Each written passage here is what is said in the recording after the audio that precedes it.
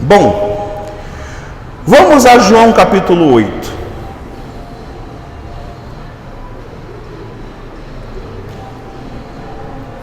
O primeiro trecho que nós encontramos é o trecho da mulher adúltera. Nós conhecemos bem, certamente.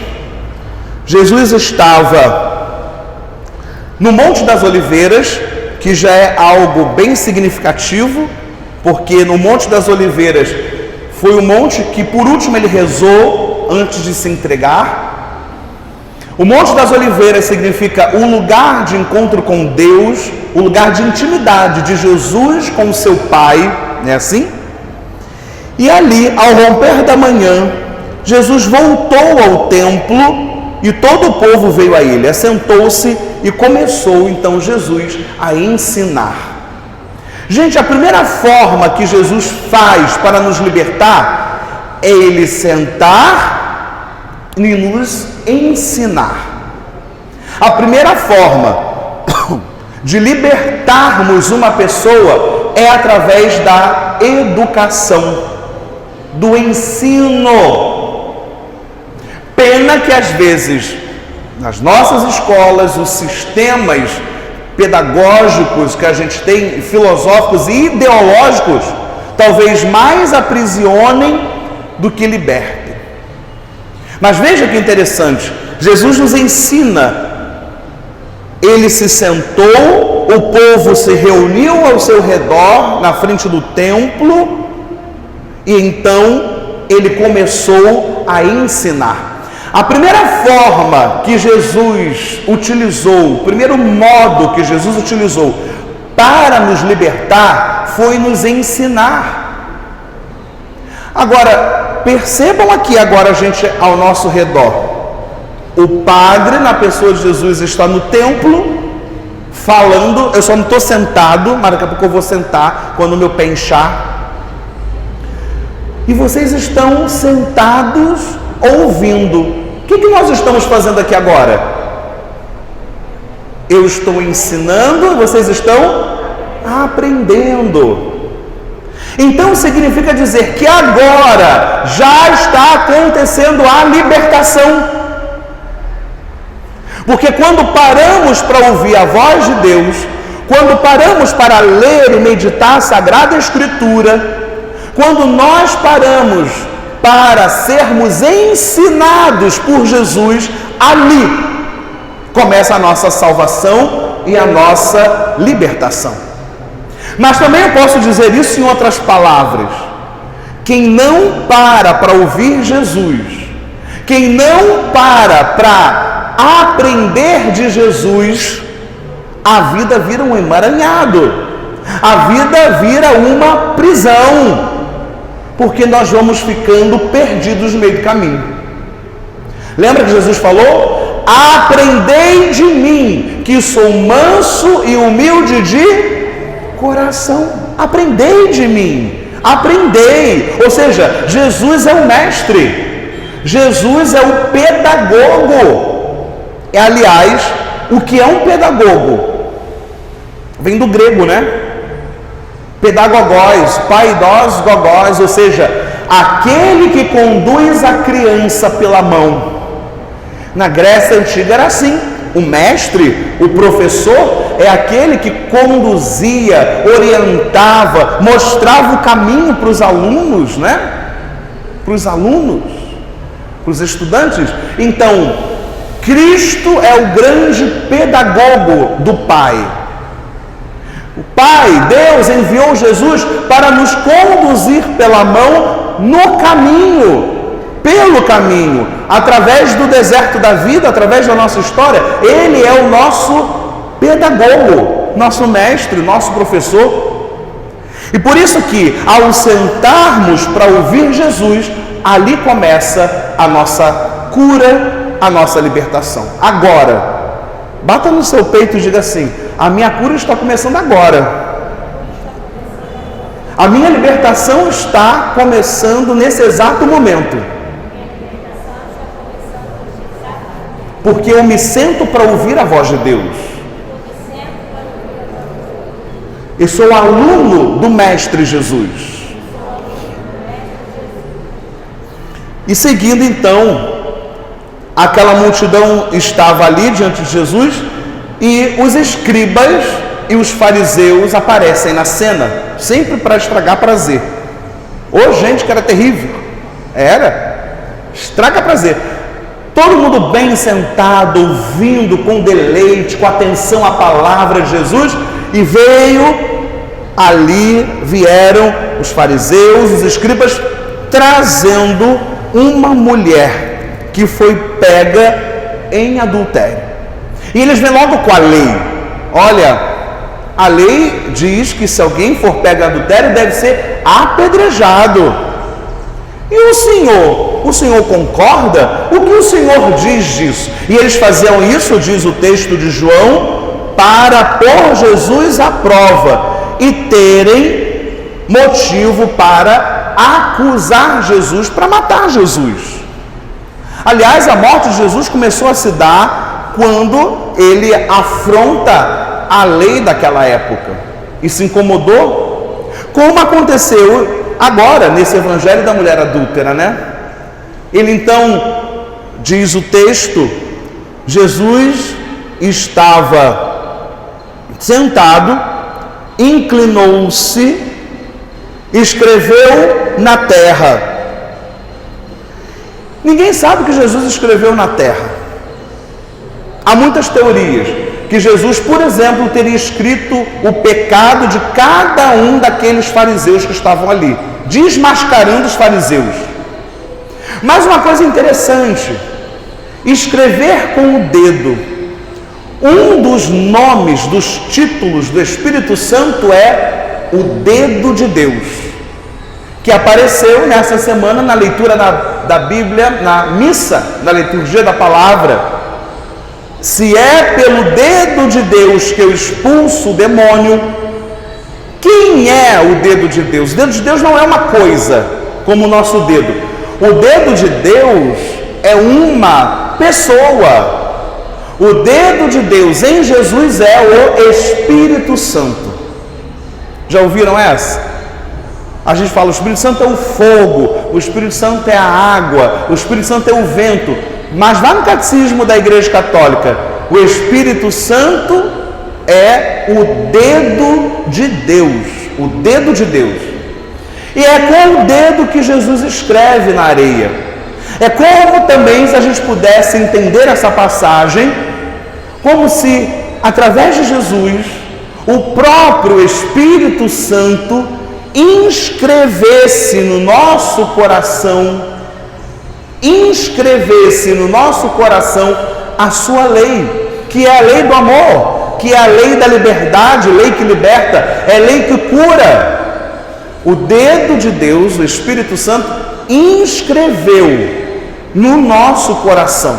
Ou seja, nós trazemos as marcas do eterno. Nós trazemos as marcas de Deus em nós. Nós trazemos a digital de Deus impressa na nossa alma, no nosso caráter. Como que Deus cura? Inscrevendo no nosso coração a lei máxima do amor. Vejam, aqueles fariseus estavam amando aquela mulher que foi pega em adúltera? Não. Aqueles fariseus estavam amando a Jesus? Não. Queriam pegá-lo numa armadilha para matar Jesus. Não amavam Jesus coisa nenhuma. Então, a lei que Jesus inscreve no nosso coração é a lei que liberta. Está vendo? A segunda forma que o texto nos apresenta como sermos livres é deixar que a lei de Deus seja inscrita com o dedo dele, que é o Espírito Santo, na nossa alma.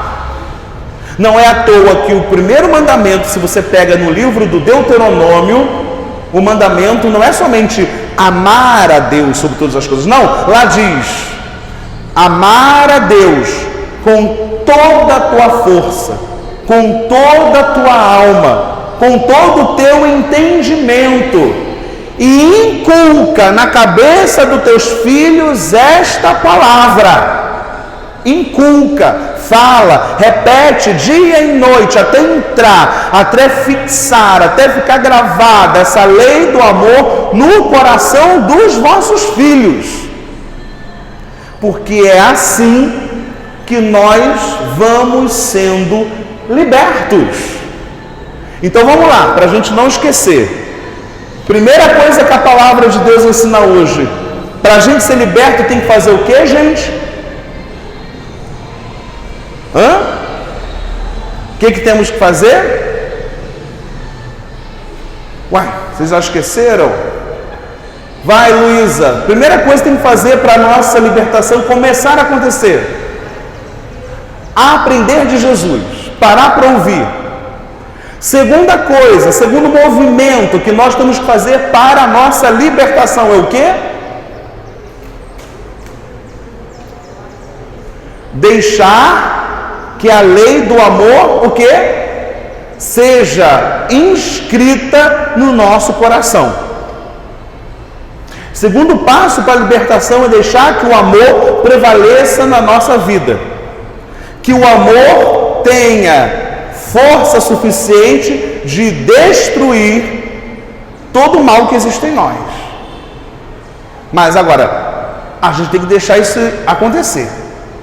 Porque muitas pessoas às vezes falam: a minha vida está ruim, a minha vida em casa está ruim, a minha vida no meu trabalho está ruim, com o meu amigo está ruim, está tudo ruim, mas por quê? A palavra de Deus nos ensina isso hoje, meus irmãos. Coloca amor e tudo será construído, edificado. Coloca amor que tudo pode ser transformado. E eu diria com o nosso tema de hoje: coloque amor e tudo pode ser libertado. Então aprendemos que a educação liberta, ponto 1. 2, o amor liberta. A educação liberta, o amor liberta. Vamos continuar a passagem para a gente ir descobrindo essas coisas maravilhosas que estão nas entrelinhas do texto, né?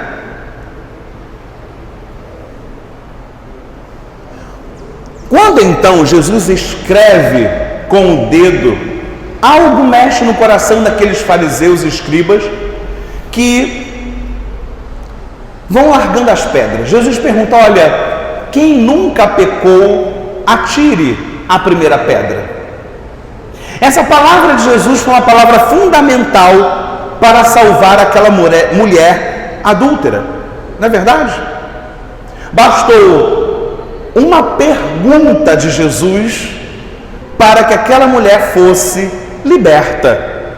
Tanto que em seguida ele olha para a mulher e diz: onde estão os que te acusavam? Ninguém te condenou, mulher? Então nem eu te condeno, vai e não tornes a pecar.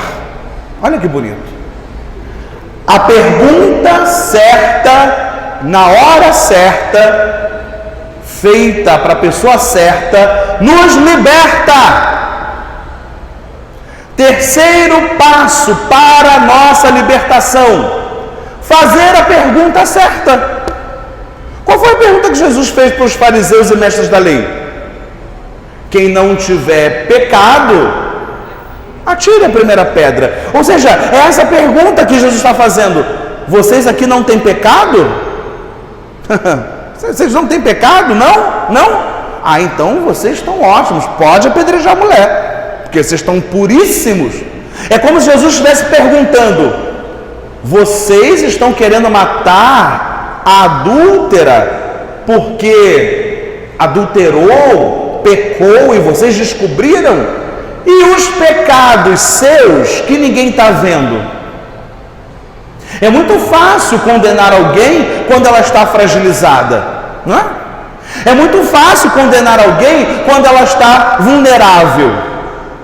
É muito fácil a gente condenar e julgar o outro sem sentir na pele o que a pessoa está vivendo. É muito fácil. E Jesus chama a realidade através de uma pergunta. Vocês não têm pecado? Então atirem a primeira pedra. Através de uma pergunta bem feita, nós podemos ser libertados. Aliás, quem já falava isso era um filósofo, Sócrates. Quem já estudou Sócrates na escola? Já estudou? Quem lembra?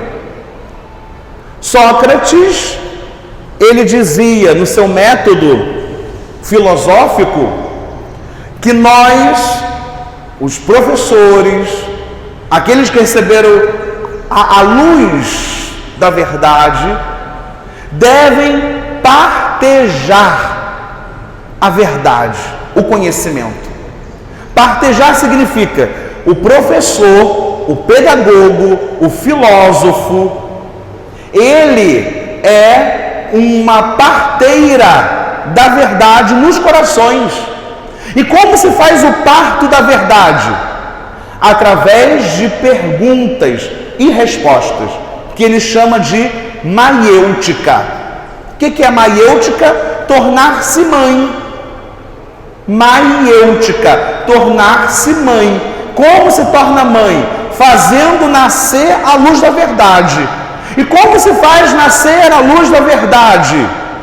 Fazendo boas perguntas, na hora certa, no lugar certo, para a pessoa certa. Que coisa, né?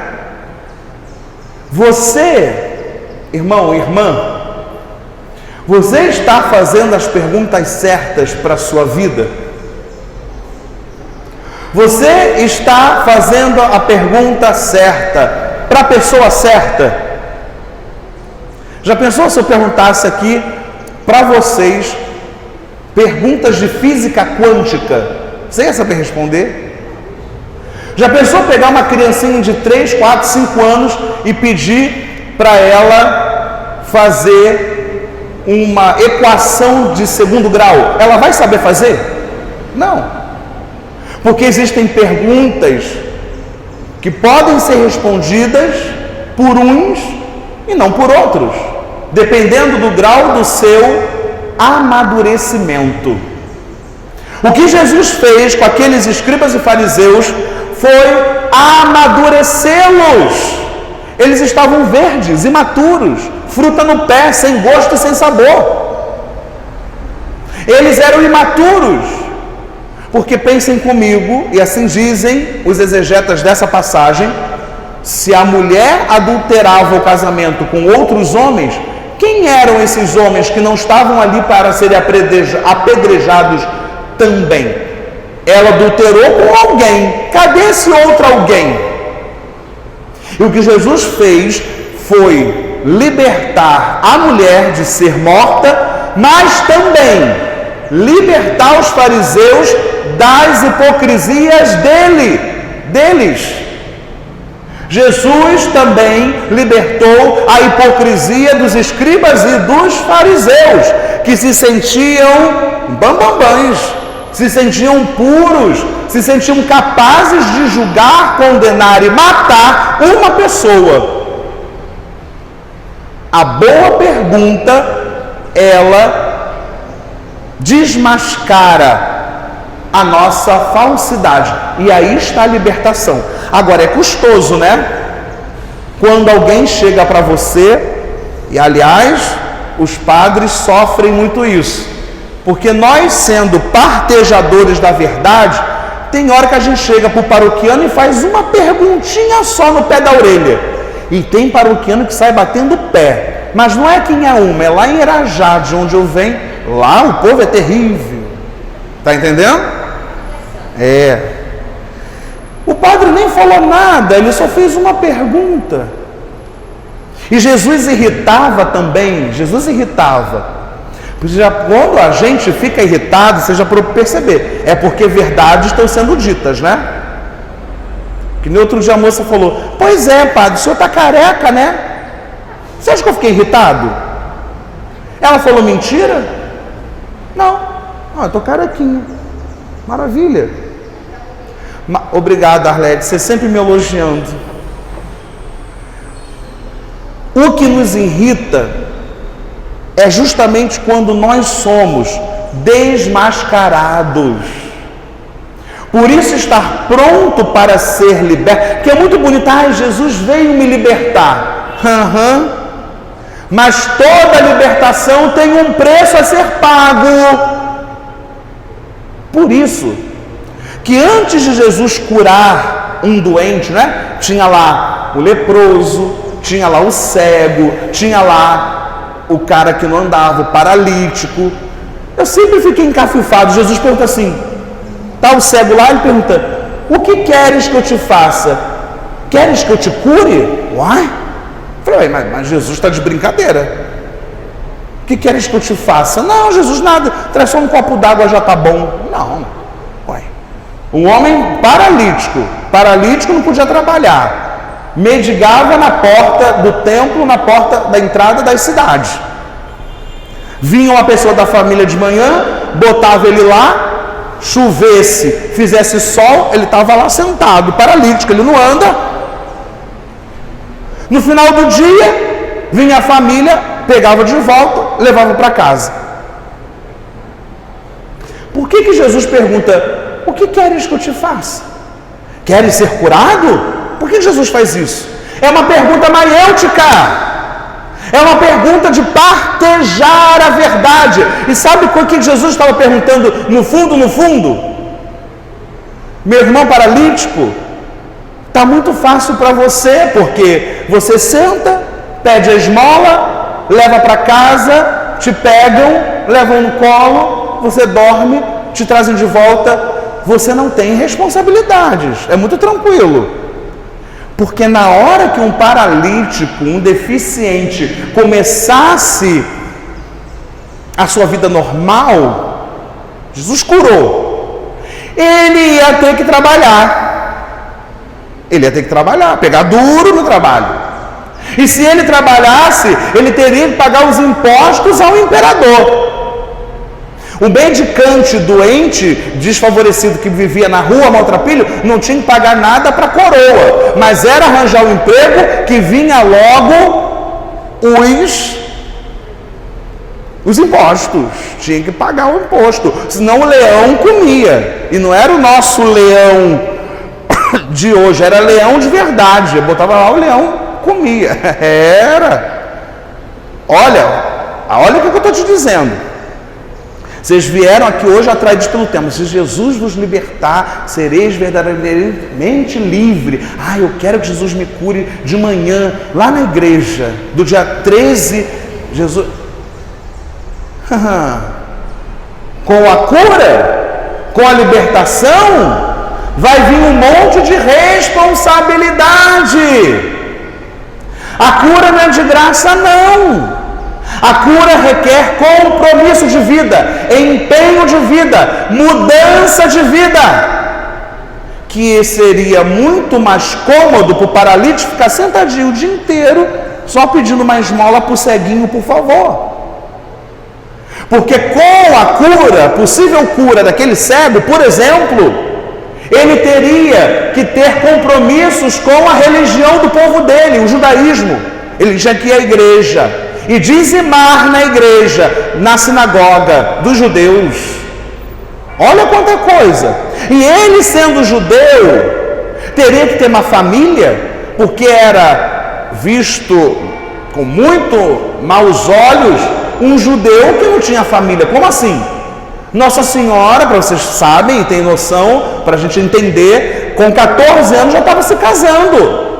É jovem, ficou madura, adolescência, puberdade, casar, lá tem que casar. Como que um cego, um paralítico com 20, 30 anos, 40 anos de idade, ia ficar curado e não ia constituir família? Ele ia ter que ter família, mulher, filhos, casa, comida. O que seria mais fácil? Calcula agora, continuar na escravidão da doença ou assumir todas essas responsabilidades? Humanamente olhando, pesando na balança, o que seria mais cômodo? Ficar doente ou ser libertado? O que era mais fácil, né? Então Jesus está ensinando a verdade através de uma boa pergunta. Vocês têm pecado? Vocês têm pecados? Vocês são puros? Vocês têm certeza que querem ser curados? É o que Jesus está perguntando para a gente nessa manhã agora. Vocês têm certeza que querem ser curados? Depois, nós acompanhamos no capítulo 18, capítulo 8 de João, Evangelho de João, Jesus discutindo com os fariseus. E Jesus fala, olha aí, o grande partejador, né? A parteira traz o bebê à luz, não é assim?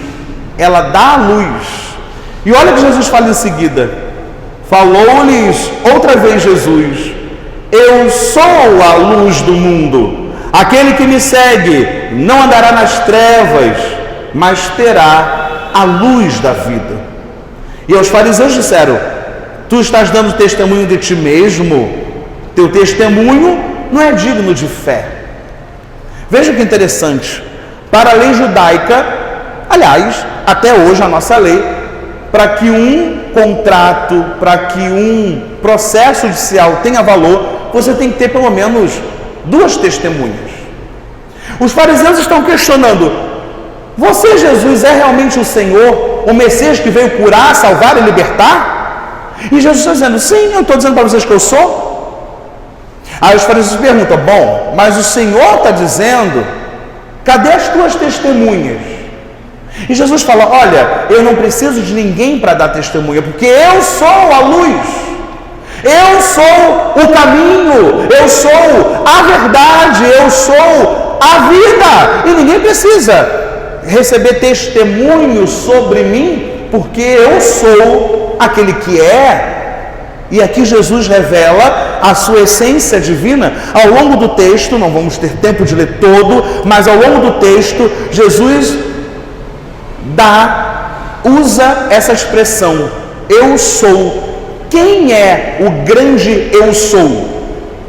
Quem se revelou na sarça ardente a Moisés no Êxodo como o grande eu sou, aquele que é Deus?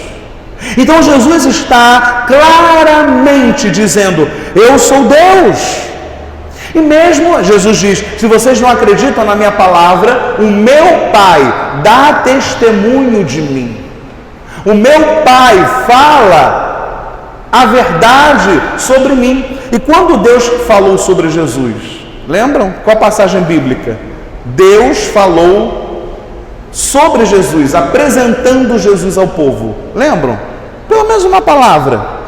No batismo, muito bem, no batismo. Este é o meu filho muito amado, em quem eu coloquei toda a minha confiança.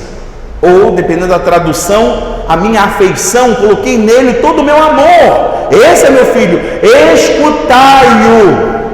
Escutem ele. O próprio Deus aparece testemunhando que Jesus é sim o Messias, o grande libertador.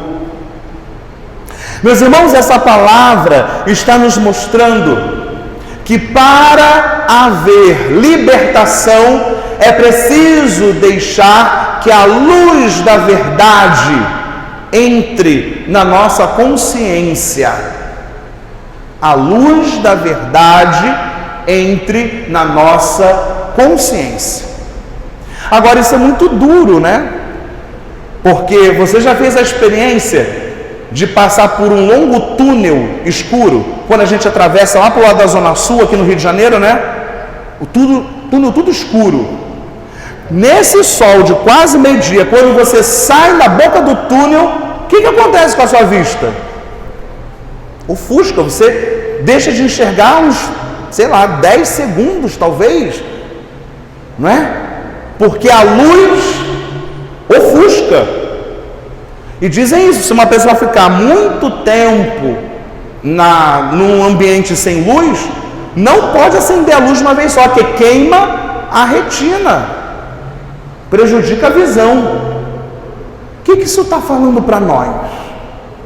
Que nem sempre nós nos acostumamos, nos adaptamos, nem sempre conseguimos receber a luz da verdade. Mas ao mesmo tempo é somente essa luz que nos cura, que nos liberta, só essa luz que nos salva. Então significa dizer que devemos passar por algum sofrimento, por algum incômodo, por algum mal-estar, para que essa luz possa penetrar a nossa visão espiritual, a nossa consciência, o nosso coração. Vamos ter que passar por algum sofrimento. Ninguém se liberta sem passar pelo sofrimento que purifica. Fala isso para a pessoa do seu lado, para que você grave e a pessoa do seu lado acorde. Fala assim para ela: todo sofrimento, diga lá, todo sofrimento é purificação. Todo sofrimento é libertação. Você está disposto? Você quer ser liberto?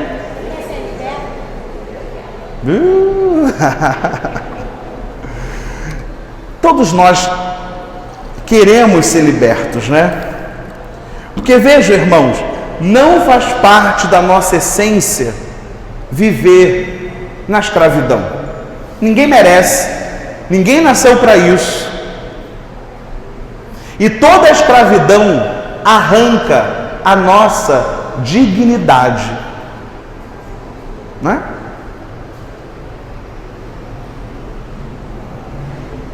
Alguém que é escravo do álcool vive pela sarjeta, né? Sem tomar banho, caído bêbado na rua, não é assim? Olha, que vai roubando a nossa dignidade. Toda a escravidão arranca a nossa dignidade, porque nós vamos nos tornando animais e deixando de ser pessoa. Para pensar aí, cá com os seus botões, o que tem te animalizado? O que tem te feito menos? Que pessoas têm tido esse poder de te escravizar? O ser humano é muito complexo, sabe? O ser humano chega a ser tragicômico. Ou a gente ri ou a gente chora. Porque às vezes a gente fala assim: eu só sou assim por causa do meu marido. Eu só sou assim porque meu pai e minha mãe me fizeram ser assim. Me lembrou uma música de Milton Nascimento. Você gosta?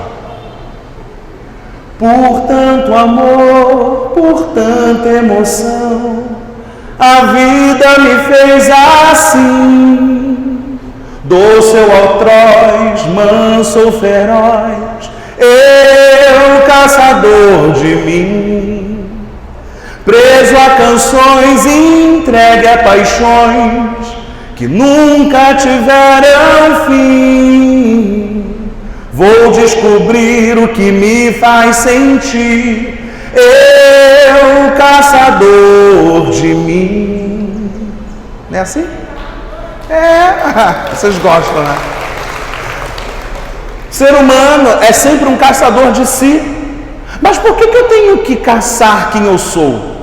Por onde está o meu eu? Talvez nós vendemos o nosso eu. E aliás, às vezes nem vendemos. Nós literalmente entregamos o ouro a bandido. Nós damos o nosso eu. E isso na psicologia se chama o sequestro da sua subjetividade. O que é sequestro? Alguém que é sequestrado fica onde? Na piscina tomando guaraná com água de coco? Não. Onde que fica? Fica no cativeiro. Tem gente que está no cativeiro porque se entregou ao bandido. Tem gente que está caçando quem ele é, porque o que ele é, ele deu de mão beijada para um sequestrador que surrupiou o seu eu. Agora o caldo está esquentando e agora eu estou ficando mais vibrante. Por quê? Porque é mais fácil a gente deixar o outro decidir por nós. E isso te escraviza. Porque é mais fácil colocar a culpa no outro. E isso te escraviza, porque você nunca tem responsabilidade, como aquele paralítico que preferia pedir esmola do que ter a rédea da vida das mãos dele. É muito mais fácil entregar a nossa vida para o outro decidir do que você ter a vida nas tuas mãos. E por isso nós deixamos que pessoas, coisas, situações nos sequestrem. E quando nos sequestram, nós ficamos prisioneiros nas mãos, vendidos para os outros. E o pecado faz isso. O pecado nos aprisiona porque nós ficamos vendidos, sem poder de decisão. Porque quem está no cativeiro não é livre. Pode achar que é livre. Aliás, vocês lembram quando a Silvia Bravanel, a filha de Silvio Santos, foi sequestrada? Você, Arlete, que via Tititi, via aquelas coisas todas. Você via, Arlete, você via a novela da revista Tititi. Virou manchete. Vocês lembram? Quando ela saiu, foi liberta do sequestro, deu uma coletiva lá, da sacada dela. Vocês lembram qual foi a reação dela? Não lembra não? Ninguém lembra disso. Você não era nascida não, Luana, calma. Você não era nascida. Mas tem no YouTube, você põe lá, sequestro da filha de Silvio Santos. Nem sei, foi a Patrícia, né? Que foi? Patrícia Bravanel. Ela falou assim, não gente, por que vocês estão nervosos? Eles são tão bonzinhos, os sequestradores, cuidaram de mim, conversavam comigo, a gente até jogava, lia a palavra de Deus juntos, rezava. Não, eles eram muito bons. Isso é um efeito psicológico, sabia? Efeito próprio de quem está prisioneiro. Achar que o mal é bom. Achar que a prisão é boa. E você não faz isso na sua vida? Faz. Mas está tão bom aqui. Eu queria só um pouquinho mais. Depois eu saio, porque aqui está muito legal. E é nessa que nós vamos entregando o ouro. O que é o ouro? O seu eu para o bandido. E quem é o bandido? Quem você escolheu? Seu pai, sua mãe, seu marido, sua esposa, seu trabalho. Quantas pessoas não são prisioneiras dos seus trabalhos? Que não tem tempo para nada, não tem tempo para a família, não tem tempo para rezar, não tem tempo para a igreja. Isso é roubo da sua subjetividade. E você ainda diz, não, mas o meu trabalho é super legal, é muito bom, todo mundo me trata bem, meu patrão é um céu. Mas você não está percebendo o quanto você está comprometido, prisioneiro, refém dos bandidos. E a gente não agradece o bandido por ele estar nos fazendo prisioneiros. Que loucura, né? O ser humano é muito doido. E a palavra de Deus está ensinando: pare para ouvir o seu coração, pare para ouvir o que Deus tem a dizer e te ensinar, porque Ele vai, como um parteiro, te fazer a pergunta certa na oração, para que ao responder, te instigar, te começar a botar na luz, essa luz vai vir, seu olho vai doer, você vai querer sair correndo, porque quando Jesus ilumina e mostra quem nós somos, a gente se escandaliza com o horror que nós somos. É um horror você reconhecer, não, eu sou fofoqueira mesmo. Quando você reconhecer isso, você vai ficar liberto. Eu sou viciado. Diga que o primeiro passo para a cura é reconhecer a sua doença. E a gente fica de besteira, gastando tempo, fingindo que está tudo bem, que o cativeiro é bom, que os ladrões são bons. Não se acostume com porcaria. É isso que a palavra está dizendo. Não se acostume a viver cativo. Não se acostume em ter o seu eu sequestrado, porque você é dona e dono de você. E Deus é nosso Senhor, mas ninguém. Mas padre, eu não casei, não é para fazer feliz o meu marido. Mas se ele te encher a paciência, tchau, porque eu tenho que ser livre. Padre, isso é muito revolucionário, é muito moderno. Não, é o que diz o direito matrimonial, que os dois têm que viver uma vida em comum. Da onde que Deus tirou a Eva? Foi das costas do Adão? Foi do pé do Adão? Foi da cabeça do Adão? Foi da onde? Do lado. Para quê? Para eles estarem lado a lado, igualzinho aqui, ó, que nem esses dois postes, ó, lado a lado, ó. Mas se um começar a ficar por cima do outro, tchau, meu querido. Não vem me roubar, não vem me sequestrar, não. Calma.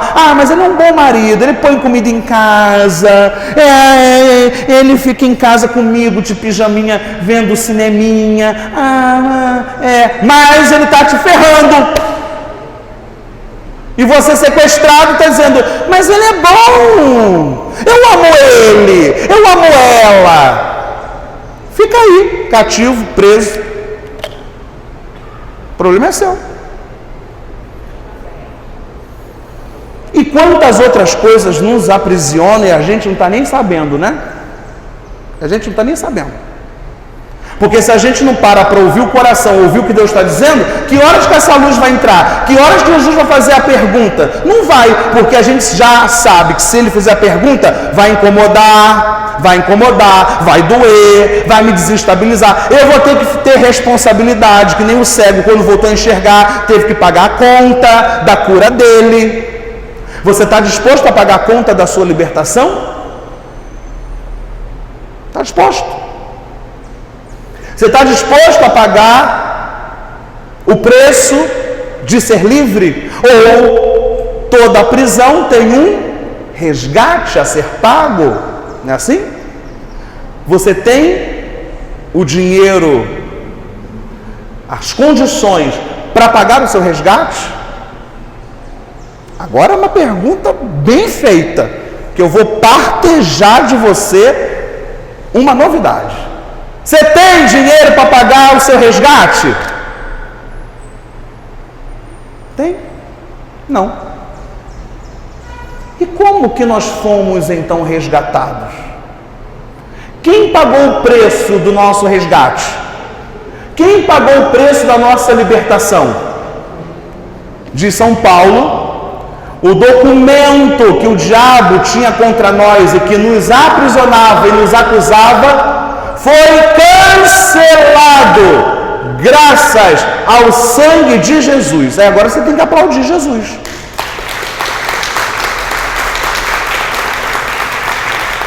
Olha que caminhada maravilhosa que a palavra de Deus faz com a gente.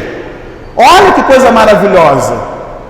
Eu não consigo me libertar, mas se o Filho vos libertar, aí você vai ser livre. Olha que maravilha! Mas eu não sei como sair dessa agora. Estou comprometido até o tampo da cabeça. E agora o que eu faço? Tem jeito? Tem. porque se o Filho vos libertar, sereis livres. E quando é que Jesus vai nos libertar? Outra pegadinha para vocês. Quando será o dia da libertação? Ih, pessoal, estatalou, deu freezing, pausou a cena. Quando Jesus vai me libertar? Gente, é aqui que mora a consciência da coisa. Nós já fomos libertos. Jesus já não morreu na cruz?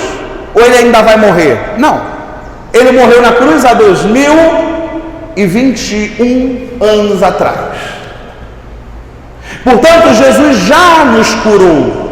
Portanto, Jesus já nos salvou. Portanto, Jesus já nos libertou. Porque se o sangue cancelou o documento de prisão que o diabo tinha contra nós, já estamos libertos do cativeiro, do mal, da desgraça, do pecado e da morte. Já somos livres. Ih, padre, agora deu nó, não deu, Arlete? Deu nó.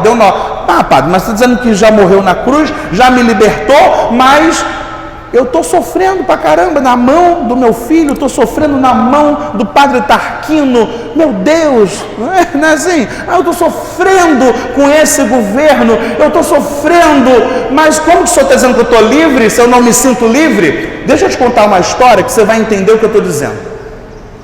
Um dos maiores animais mais pesados do mundo é o elefante. Por que você riu para mim, Arlete? Ah, tá, pensei que era para mim. Ah, pensei que era para mim, Luana. Ela é terrível, essa tal de Arlete. Mas o animal mais pesado, toneladas, é o elefante. Sabe o que prende um elefante num circo, por exemplo? Sabe o que prende um elefante para ele não fugir? Uma jaula? Corrente? Igual essa aqui? Quê? Não. Sabe como prendem elefante no circo para ele não fugir?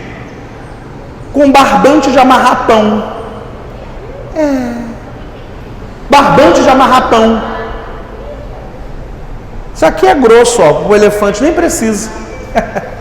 Porque o elefante, quando ele é amarrado no barbante e ele tenta abrir a pata e vê que a pata não está andando, ele para e fica paradinho. Que coisa, né? Sabia dessa? Sabia dessa? Não precisa corrente, não precisa chicote, nada disso. O elefante se amarra às 4 patas dele com barbante. Aí quando ele vai andar, ele vê que está meio preso, fica paradinho, não foge. Entenderam o que eu estou querendo dizer? Você é o elefante cheio de potência. Jesus já te libertou. Jesus já te deu todas as condições. Ele sentou, te ensinou, te instruiu, te iluminou, fez a pergunta a você. Ele trouxe os caminhos de libertação, arrancou tudo do seu caminho para você caminhar livre, mas alguém te enganou, que aquele barbantinho que sobrou no teu pé te deixa cativo. E o elefante não descobriu a força que ele tem. Que coisa, não é? Sabia dessa? Verdade. Porque você não sabe o tamanho da força que habita em você, que é a força do Espírito, que é o dedo de Deus. Lembra que Jesus escreveu na terra com o dedo de Deus? Se esse dedo toca na sua consciência, se esse dedo toca no seu coração, se esse dedo toca na sua alma e você se fortalece do poder de Deus. Quem é o poder de Deus? A gente canta na sequência do domingo de Pentecostes: vós sois o poder da mão do Pai. Esse poder está dentro de nós. Só que a gente olha assim e vê um marido, vê um filho, vê uma situação, vê uma emoção, vê um sentimento que é um barbante. E a gente acha que isso é uma grande prisão que nos impossibilita de andar e ser livre. Ou seja, o diabo é mais esperto que a gente.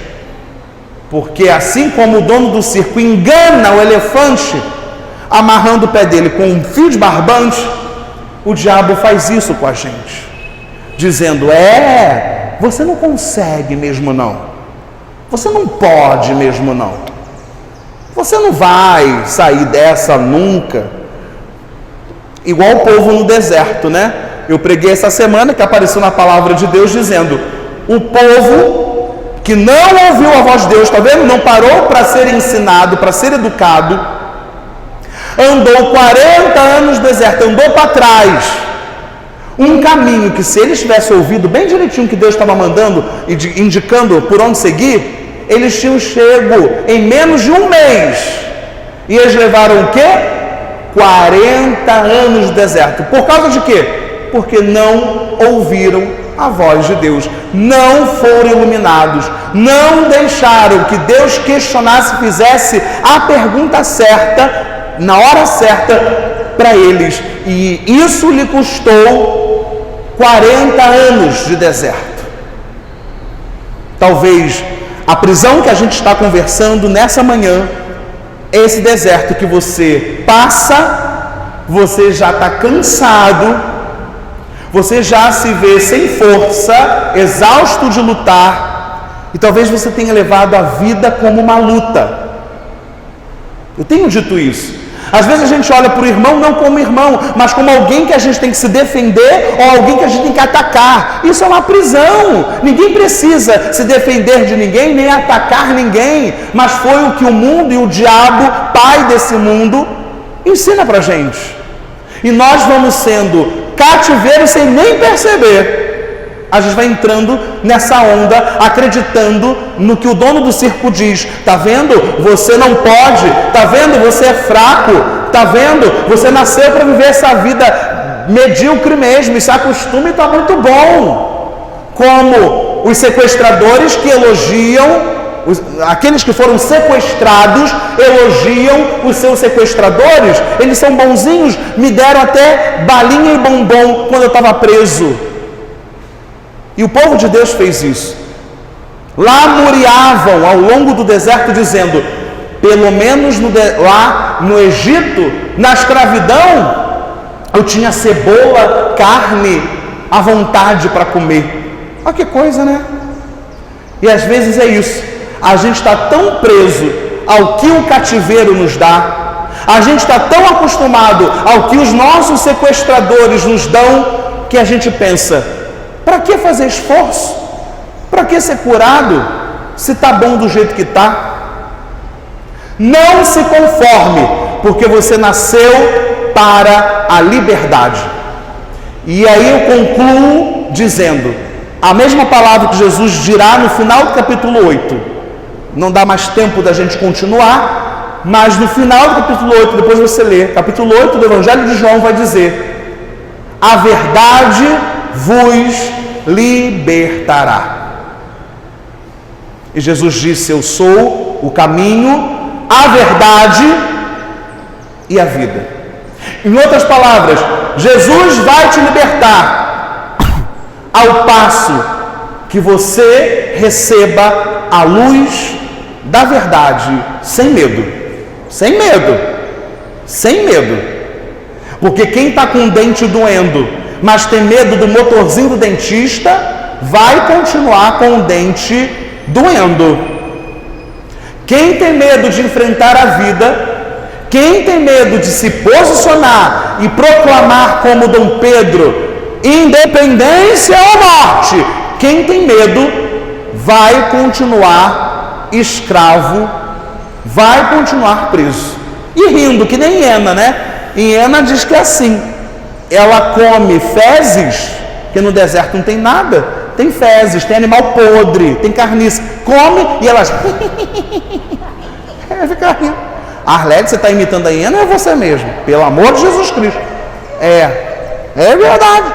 A hiena come carniça e ri, acha graça dela tá comendo, entendeu? E às vezes a gente é assim, né? A gente acha bonitinho, butininho, né? Tinha um comercial quando era pequenininha: butininho, mamãe, né? Bonitinho ficar presozinho dentro da gaiola. Passarinho na gaiola, feito gente na prisão. Já cantou muito isso. Chora, meu amor. Você lembra disso? Não é isso? Passarinho na gaiola, feito gente na prisão. Dá uma raiva, né? O pessoal pena de passarinho. Aí o passarinho está cantando. Olha como o passarinho está cantando. Ele que acha que está cantando, né? O passarinho até chorando, desesperado para sair dali. Mas a gente olha sem a luz da verdade e diz: ah, o passarinho tão bonitinho cantando na gaiola. É você que está achando, né? Mas o passarinho não está achando nada engraçado aquilo. Mas às vezes a gente é como esse passarinho na gaiola. A gente canta aparentando estar feliz, está tudo bem, está ótimo. Mas na hora que Jesus te pega e diz: vem cá, deixa eu te fazer uma pergunta. Até quando você vai ficar assim? Até quando você vai comer cocô, que nem hiena? Até quando você vai achar normal a sua vida ser essa bagaceira? Até quando você vai ficar nessa safadeza? Até quando? Que hora você vai se posicionar? Que hora você vai tomar a vida nas suas mãos e decidir ser livre? Que horas? Quando Jesus chama e te faz essa perguntinha, dá vontade de sair correndo. Porque o que ele está dizendo é o seguinte: é preciso que você deixe que a minha graça te desestruture, te balance, mexa com sua vida, para que você seja liberto. E agora eu vou fazer a perguntinha que Jesus fazia. Depois de saber disso tudo, você ainda veio aqui para ser livre? Você quer ser livre? Mesmo com toda a consequência de deixar pessoas para trás, de deixar hábitos para trás, de deixar prazeres para trás, você mesmo assim quer ser livre? Quer? Pode levar ninguém, Arlete. Vai ser sozinha e Jesus vai te perguntar só. Oséias 2: te atrairei ao deserto e lhe falarei ao seu coração. Por que Quaresma a gente alude ao deserto? Pararam para pensar? No deserto tem você, sol, chuva de madrugada, areia. O que der errado, não tem ninguém para você culpar. Tem alguém no seu lado para você culpar? Não tem. O que dá errado no deserto é culpa sua. E o que dá certo no deserto são os méritos seus. O deserto é um lugar justamente de libertação. Não é um lugar ruim, não. É sofrido, incomoda. Mas o deserto é um lugar de libertação. Porque lá você vai conhecer quem você é. Por isso que os padres do deserto, os monges, homens e mulheres, pais e mães do deserto, saíram das cidades e foram morar no deserto para terem um autoconhecimento e para conhecerem a verdade de Deus. Olharem para a vida deles com sinceridade e identificarem as suas mazelas, identificarem as suas doenças espirituais. E tem um longo tratado dos padres do deserto sobre as doenças espirituais. A gula, a preguiça, a inveja são cadeias que nos aprisionam. E eles conseguiram ser libertos porque permaneceram no silêncio do deserto com eles mesmos e com Deus, sendo ensinados pelo próprio Espírito Santo.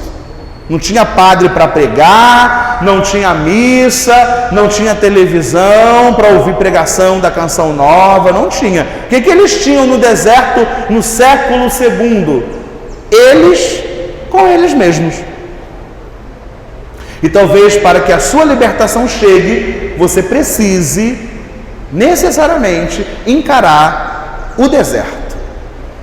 Vai fazer falta. Lembra aquela música? Tá fazendo falta Tá fazendo falta de você. Tinha isso, Jano do Bock, nem sei. Vai fazer falta, que quando você sai do cativeiro, faz falta. Mas padre, como eu vou viver sem ele? Como eu vou viver sem isso? Como eu vou viver sem aquilo? Esse é o preço do resgate. Essa é a sua contribuição da parcela de sangue. Jesus já derramou sangue para curar. E aí um pouquinho de suor nosso, que nem chega a ser sangue, gente, só um pouquinho de suor, a nossa contribuição para que a liberdade seja efetiva na nossa vida. Amém? Bora ficar de pé, pessoal. Agora é a hora da nossa oração de entrega, de tudo isso que a gente falou. Deixar que a palavra se torne vida. Deixar que a palavra agora venha com um jato de luz, acender na nossa cabeça. Já ouvimos, fomos instruídos, agora pedimos a palavra, a pergunta certa, partejada a nossa verdade, agora a gente é iluminado pelo Espírito Santo, o Espírito da verdade. Jesus falou isso, né? Virá o outro Paráclito, que vos recordará todas as coisas. Talvez você já tenha esquecido como é bom ser livre, né? Talvez você já tenha esquecido como é bom ser dono de si, a senhor da sua história. Talvez você já tenha esquecido como é bom ser de Deus. Talvez você já tenha esquecido como é bom estar fora da prisão. E agora Jesus, no seu Espírito Santo, recapitulará, recordará quem é você. Porque quanto mais tempo a gente passa na prisão, mais a gente vai se esquecendo de quem nós somos. Ouviu isso? Quanto mais tempo a gente passa na prisão, menos a gente se reconhece. E talvez hoje o que Jesus vai fazer no altar é colocar um espelho na sua frente para você ver e recordar-se quem você é. Quem você é? Filho de Deus. Filho muito amado de Deus. Um filho muito amado de Deus em quem ele coloca confiança. Um filho muito amado de Deus em quem ele confia. Senão ele não te teria trazido aqui. Você é um filho, uma filha muito amado, amada por Deus, em quem Deus colocou todo o seu amor. Todo. Embora nós doentes, pecadores, vulneráveis, cretinos de vez em quando, mas Deus não volta atrás na sua palavra.